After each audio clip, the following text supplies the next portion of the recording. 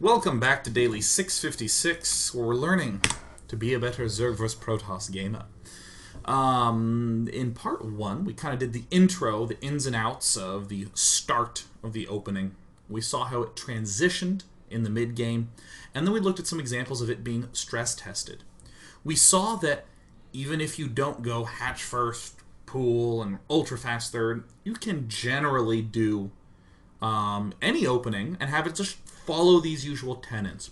Speed Zerglings to scout for proxy pylons, to hold things off. Lots of gas early to be able to get our Hydras up. Pushing with Hydra Ling to allow us to get extra bases while preparing for a transition to Mutalisks. It's really quite nice. And here we're going to see an elegant and sophisticated play from Scarlett to get up the Queens. The Claw.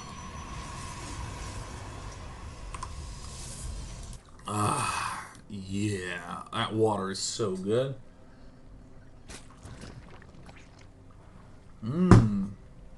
Straight from the LA tap. And I hope scientists have found a cure for whatever it is that's going to be killing me in 10 years.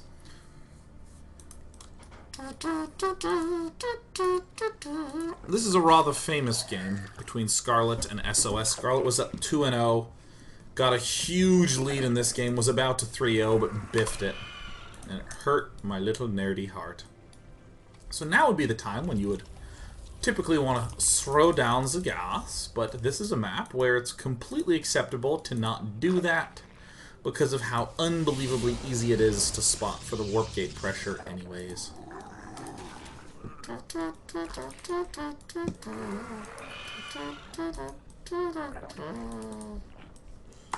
So Scarlett, what you gonna do? Perhaps a double gas at 6? A clean suave little play. There it is, the double gas at 6. Excellent. 3 queens gonna be the choice. Blah, blah, blah. Zerglings to check for proxies. Holding, yep, the watchtower. Oh, there's a zealot there. It doesn't matter. It's dead, checking for all that stuff. Layer coming up. Oop, evolution chamber, that looks familiar. I'm thinking Zergling speed too. And you know what? Scarlett thinks so as well. Oh yeah, we've already gotten a lot of our geysers up. It seems pretty cool. Seems pretty schwanky. Come on, Scarlett. Get her up. There we go. Hey, same upgrade as before, that range upgrade. Getting the Lings and Hydras. Doing some general spotting, all around in every which way. Extra gas! So, first things first. Both of these are going down at the same time, but it's still going to be the usual logic. Everything that we've seen up to now, we're getting the No Roach, most importantly. We're getting the Hydra, sort of Ling, upgrade, Spore Crawlers when we need them. But as we're checking for the third, we go, oh my gosh, there's a third base up. How do we adjust? We expand our fourth faster. Very hard for him to mess with our fourth because we have speed Zerglings to be able to kill off most everything. The one big struggle we would ever have is if a Void Ray arose. No big deal. We will have to cancel, which stinkers. But we can always continue to expand.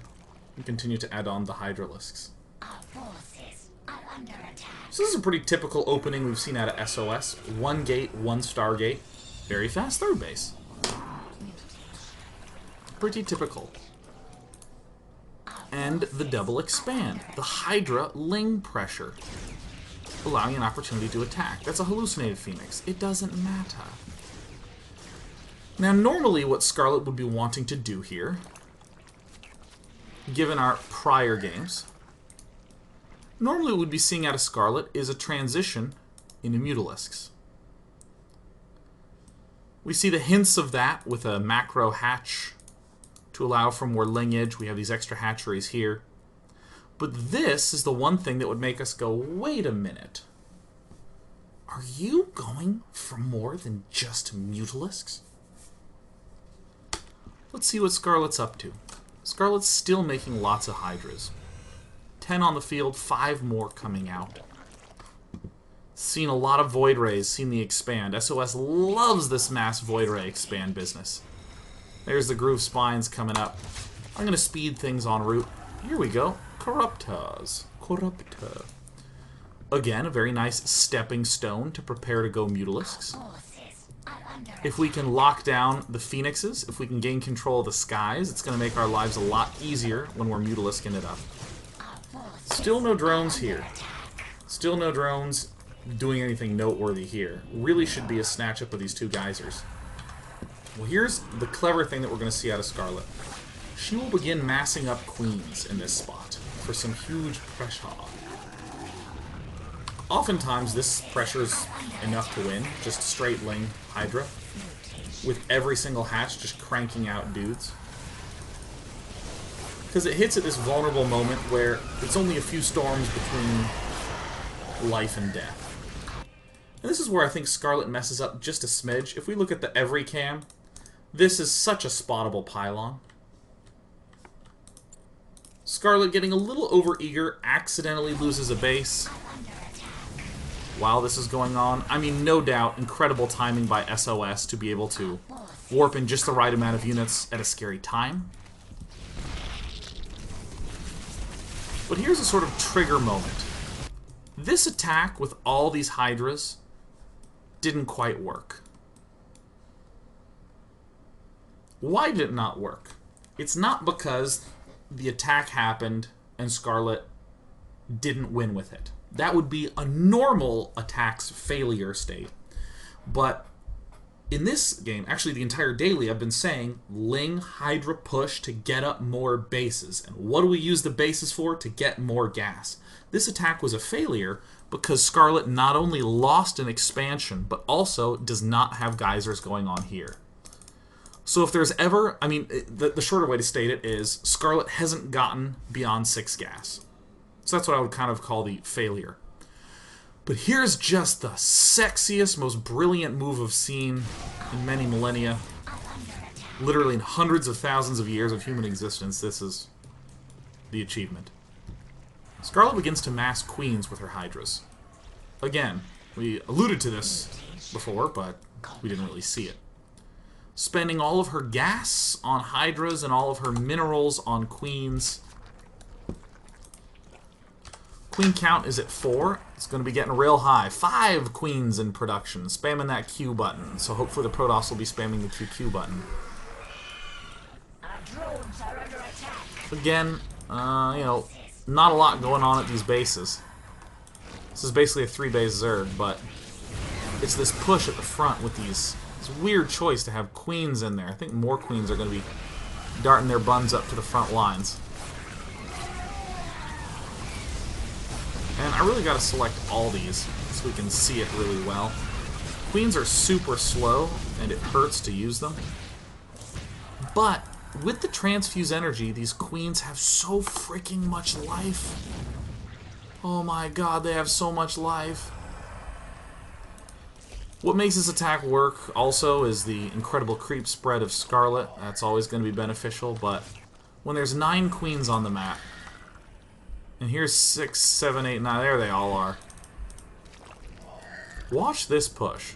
So, let's see here. These Zerglings are guaranteed to die. So I'm going to have to count in terms of numbers. This is, I count 27 Hydras there. Is that how many there's up there? Oh, it looks like there's more stragglers coming up. We'll say 27 is the number that began this engagement, and 9 queens. The Ling's definitely going to die. Here comes the huge engagement. Storms land. It's just wonderfully on all. 27 and 9 were the numbers of Hydras and Queens that were of note to me. Eating storms, taking everything straight hard in the face. Again, the only error here is misrallying these units. I mean, all these Lings and Hydras that were bolting up to this third could have been rallied back to this third, and Scarlet, I think, would have been okay. But okay, we had 27 Hydras. Well, it looks like our Hydra count has basically stayed the same. And we lost a Queen. Alright, nice! Cool! Perfect! This was the moment where Scarlet kind of got screwed. This army should have pulled back right now. Instead of shoving forward, these queens need to be at the front. We started with 27 Hydras. We ended with 27 Hydras. But just because we have 27 right now doesn't mean that they can't die really fast. So before the queens get involved again, we've lost 7.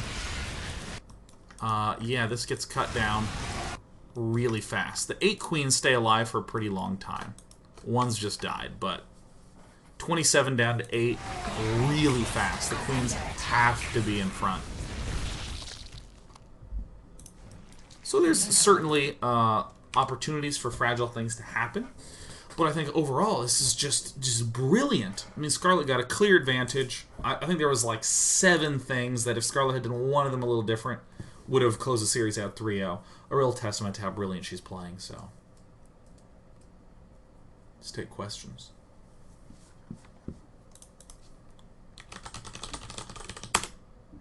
In today's daily, we learned the following.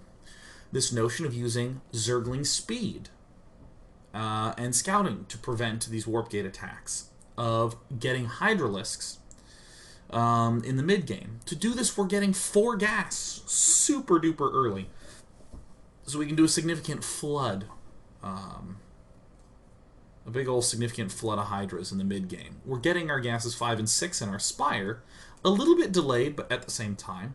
And then we're going to use this Ling Hydra push to sort of goof forward onto the map. Not goof, goop forward onto the map to secure more bases, thereby providing us a nice transition into air.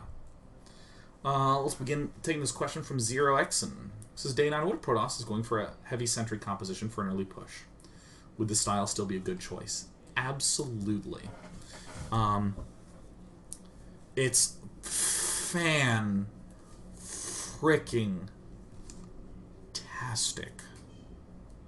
It's so good against that. Because, think of the units. If he... well, the big thing is how do force fields work against Zerglings. Generally, the Zerglings want to be right on top of the sentries. So, if you're rushing up with your Zerglings to the sentries, he's going to be force fielding between the Zergling and the sentries, which lets your Zerglings run away again. The only time that the Protoss wants to trap the Zerglings is if it's Zerglings and then Zealots. So kind of trap it on that side. But if you engage on whatever side the sentries are on, you'll just get a fantastic engagement. The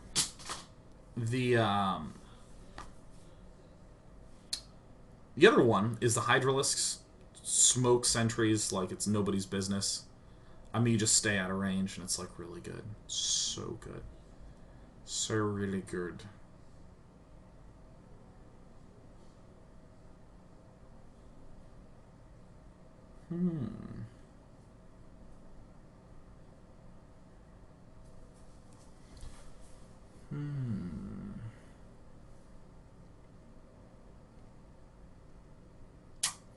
Oh, Gavin Rivera says, Sean, what's your opinion on lower league tournaments? Dude, there need to be more low league tournaments because competing is fun as hell. Okay. Any of you ever play the arena in Hearthstone? I don't know if there's a global arena ranking that a lot of people care about. What people love is that story where they got 9 wins. That's what they love. If there was like a Bronze League tournament, and there's someone who was like bronze for life, who entered and won, oh, it feels so good. There's that story of how you won a thing. You did it. You won it. Perfect. Done. I hope there's more. There's the Day Nights League, which is basically like a for fun. The DKTL. It's like a for fun league. Go to day9.tv and you'll see it there. Boom.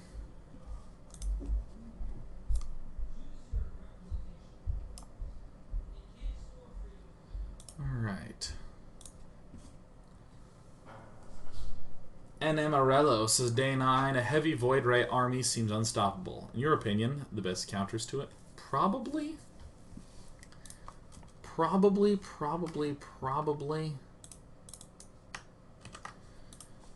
I think Void Rays get just smoked by Infestors. I think, like, this mix that we saw, the actually, queens in the front line might be pretty strong.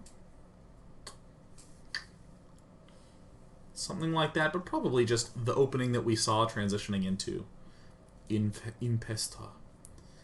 Oh, obviously, Mass Mutalist roasts this. I think one of the best examples of beating the Expand Mass Air player is Soul Key versus SOS on Akalon Waste from the WCS Season 1 semifinal.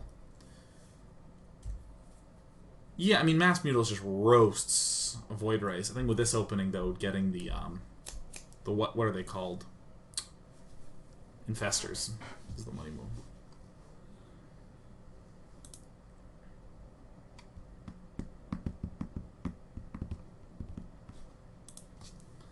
Let's see here.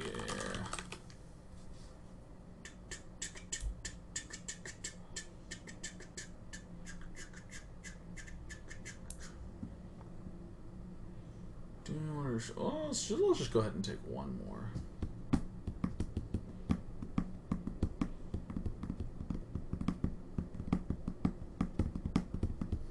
I don't know, man.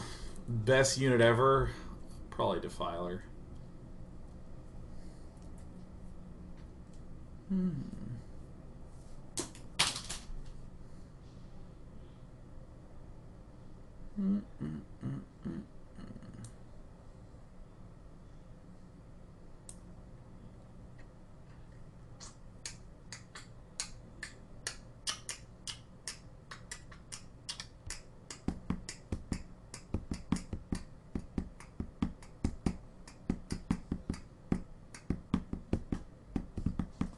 Wow, no one's asking any questions. I think that the daily was just so clear.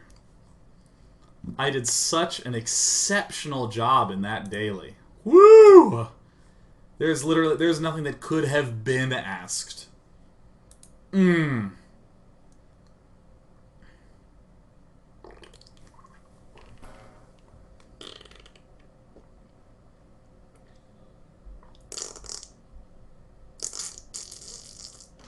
Alright, screw it. Show's done. Next Fun Day Monday, a week from today, is the Homage to Scarlett Fun Day Monday. The Burrowed Baneling Fun Day Monday. Send me the best Burrowed Baneling games to monday@day9.tv. They can be team games or individual games. That's totally fine.